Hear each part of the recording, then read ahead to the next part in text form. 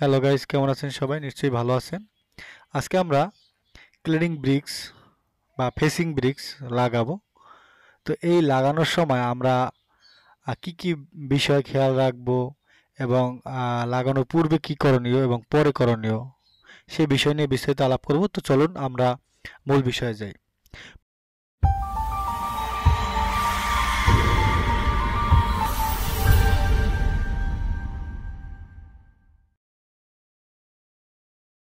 প্রথমেই বলে নেই আমরা এই ক্লিনিং ব্রিক্স লাগানোর পূর্বে কি করব।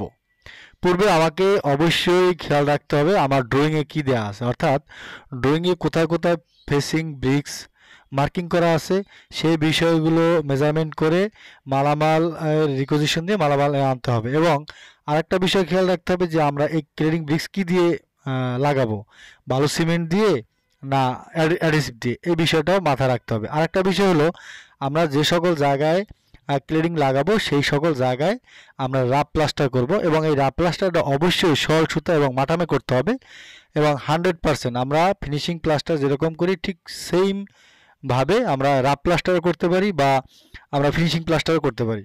এই দুইটার উপরে অ্যাডিসিভ দিয়ে লাগানো যায়। আর যদি আমরা বালু সিমেন্ট দিয়ে লাগাই সেক্ষেত্রে আমাদের রাপ প্লাস্টার করতে হবে এবং পর্যাপ্ত কিউরিং করতে হবে। এবং দ্বিতীয়ত হলো আমরা কিভাবে লাগাবো।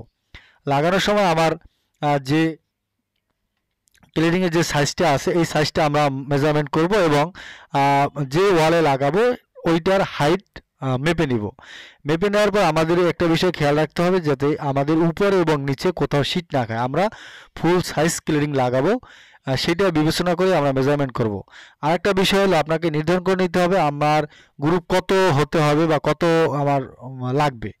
এই বিষয়টা নির্ভর করে আমরা হাইট এবং ইসের ক্লেডিংয়ের সাইজ দিয়ে ভাগ করে ফুল সাইজের কয়টা ক্লেডিং খায় ওইটার উপর নির্ভর করে আমাদের গ্রুপটা আসবে। এক্ষেত্রে 4 মিলি 5 মিলি 6 মিলি যেটা আসুক ওটা মানতে হবে বা মেনে নিতে হবে। এরপর লাগানোর পরে এটা লাগাবো, মেপে নেব এবং মেপে নেওয়ার পরে আমাদের যেটা করণীয় আমরা এই যদি অ্যাডিসিভ দিয়ে লাগাই আমাদের এইটার থিকনেস হবে মাত্র 4 থেকে 5 মিলিমিটার। অর্থাৎ দেখা যাবে এই ওয়ালের ডান পাশে বা বাম পাশে ফেয়ার ফেস প্লাস্টার থাকতে পারে অথবা ফেয়ার ফেস কলম থাকতে পারে, ফেয়ার ফেস ওয়াল থাকতে পারে। ওইটার ফিনিশিংয়ের যে হাইট ওই হাইটের সাথে এটা মিলে যাবে, হাইট না সরি থিকনেস এটার সাথে মিলে যাবে। এর জন্য আমাদেরকে 3 মিলি হোক 4 মিলি হোক 5 মিলি হোক যেটাই হোক ওটা দিয়ে মশলা দিয়ে ওটার লেভেলে আনতে হবে। আরেকটা বিষয় খেয়াল রাখতে হবে আমাদের গ্রুপ এটা লাগানোর সময় আমাদের গ্রুপগুলো হরাইজন্টাল এবং ভার্টিক্যালি চেক করে নিতে হবে এবং দরকার হলে সুতা ধরে এটা চেক করব এবং গ্রুপগুলো যাতে সমান থাকে সে বিষয়টি খেয়াল রাখবো। আরেকটা বিষয় হলো এই ওয়ালগুলো যেটার সাথে যে কলাম বা ওয়ালের সাথে যে জয়েন্ট হবে ওই জয়েন্টগুলোতে আমরা একটা গ্রুপ রাখতে পারলে সবচেয়ে বেটার হবে, কারণ দুইটা আলাদা জিনিস। লাগানোর পরে যেটা করণীয় আমাদের আমরা পুটিং করব, জয়েন্টগুলো সুন্দরভাবে পুটিং করব এবং সাথে সাথে পুটিংয়ের আগে অবশ্যই পরিষ্কার করে নেব এবং পুটিংয়ের পরে আমরা পরিষ্কার করে নেব এবং পর্যাপ্ত কিউরিং করব। এই সকল বিষয় খেয়াল করেই আমাদের এই কাজটা করতে হবে। তো বন্ধুরা আজকে এ পর্যন্তই, আপনাদের সাথে আবার দেখা হবে অন্য কোনো বিষয় নিয়ে। ধন্যবাদ সবাইকে।